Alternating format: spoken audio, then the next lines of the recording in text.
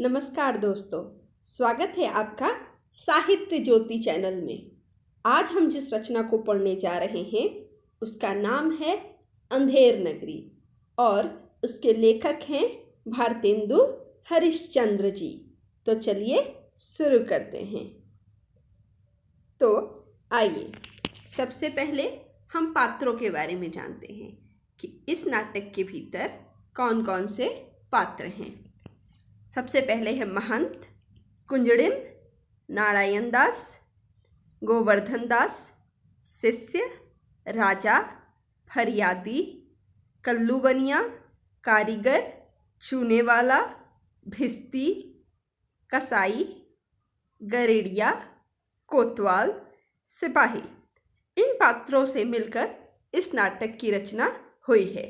आइए पहले दृश्य को देखते हैं। शहर से बाहर एक सड़क पर महंत और दो चेले बात कर रहे हैं। महंत: बच्चा नारायण दास, यह नगर तो दूर से सुंदर दिखाई पड़ता है। देख, कुछ भिक्षा मिले तो भगवान को भोग लगे। नारायण दास: गुरुजी महाराज, नगर तो बहुत सुंदर है, पर भिक्षा भी सुंदर मिले तो बड़ा आनंद हो। महंत: बच्चा गोवर्धन दास, तू पश्चिम की ओर जा और नारायण दास पूर्व की ओर जाएगा। गोवर्धन दास जाता है। गोवर्धन दास कुंजड़िन से: भाजी क्या भाव है? कुंजड़िन: बाबा जी, टके सेर। कुंजड़िन: बाबा जी, टके सेर। गोवर्धन दास: सब भाजी टके सेर? वाह वाह, बड़ा आनंद है। यहाँ सभी चीजें टके सेर? हलवाई के पास जाकर: क्यों भाई हलवाई, मिठाई क्या भाव है?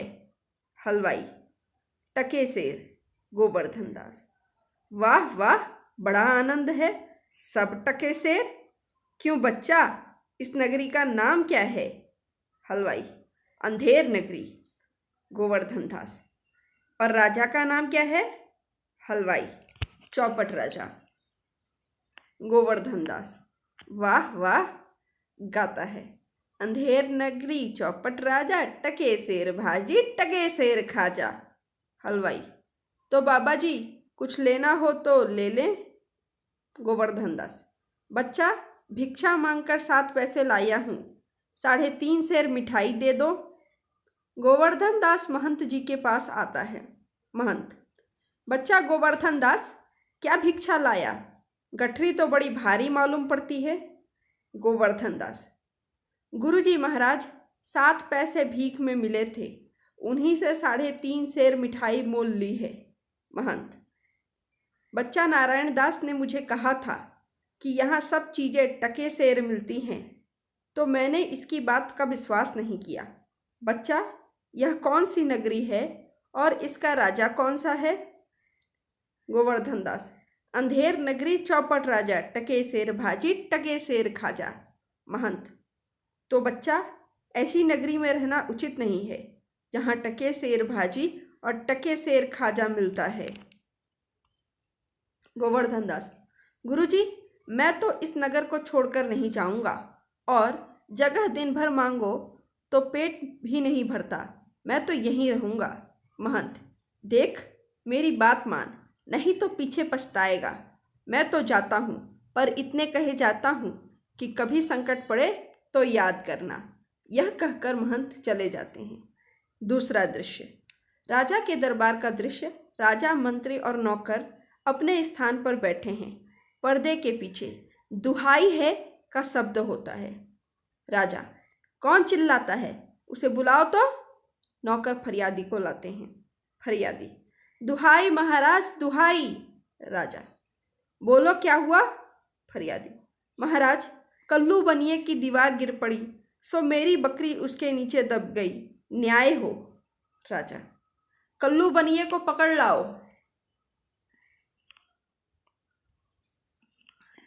क्या रे बनिए, इसकी बकरी क्यों दब कर मर गई? कल्लू: महाराज, मेरा कुछ दोष नहीं, कारीगर ने ऐसी खराब दीवार बनाई कि गिर पड़ी। राजा: क्यों रे कारीगर, इसकी बकरी कैसे मर गई? कारीगर: महाराज, चूने वाले ने चूना ऐसा खराब बनाया कि दीवार गिर पड़ी। राजा, अच्छा, उस चूने वाले को बुलाओ। चूने वाले को पकड़कर लाया गया। राजा, क्यों रे चूने वाले, इसकी बकरी कैसे मर गई? चूने वाला, महाराज, भिस्ती ने चूने में पानी ज़्यादा डाल दिया, इसी से चूना कमज़ोर हो गया। राजा, तो भिस्ती को पकड़ो। भिस्ती को लाया जाता है।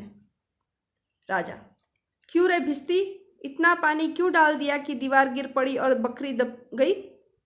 भिस्ती, महाराज, गुलाम का कोई कसूर नहीं, कसाई ने मशक इतनी बड़ी बना दी कि उसमें पानी ज़्यादा आ गया। राजा, अच्छा, भिस्ती को निकालो, कसाई को लाओ। भिस्ती को निकाला जाता है और कसाई को लाया जाता है। राजा, क्यों रे कसाई, तूने ऐसी मशक क्यों बनाई? कसाई, महाराज, गरेड़िए ने टके की ऐसी बड़ी भेड़ मेरे हाथ बेची कि मशक बड़ी बन गई। राजा, अच्छा, कसाई को निकालो, गरेड़िए को लाओ। कसाई निकाला जाता है, गरेड़िया लाया जाता है। राजा, क्यों रे गरेड़िए, ऐसी बड़ी भेड़ क्यों बेची? गरेड़िया, महाराज, उधर से कोतवाल की सवारी आई, उसकी भीड़ भाड़ के कारण मैंने छोटी बड़ी भेड़ का ख्याल ही नहीं किया, मेरा कोई कसूर नहीं। राजा, ले जाओ, कोतवाल को अभी फांसी दे दो। तीसरा दृश्य, गोवर्धन दास बैठा हुआ मिठाई खा रहा है। गोवर्धन दास, गुरुजी ने हमको नाहक यहाँ रहने के लिए मना किया था। माना कि देश बहुत बुरा है, पर अपना क्या, खाते पीते मस्त पड़े हैं। सिपाही, चल बे चल, मिठाई खाकर खूब मोटा हो गया, आज मज़ा मिलेगा। 4 सिपाही आकर उसको पकड़ लेते हैं।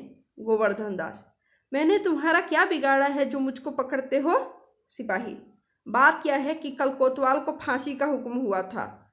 जब उसे फांसी देने को ले गए तो फांसी का फंदा बहुत बड़ा निकला। क्योंकि कोतवाल साहब दुबले हैं, इस पर महाराज का हुक्म हुआ कि किसी मोटे आदमी को फांसी दे दो, क्योंकि बकरी मरने के अपराध में किसी न किसी को सजा होनी जरूरी है, नहीं तो न्याय ना होगा। गोवर्धन दास, दुहाई परमेश्वर की, अरे मैं नाहक मारा जाता हूँ, अरे यहाँ बड़ा ही अंधेर है। गुरुजी तुम कहाँ हो, आओ मेरे प्राण बचाओ।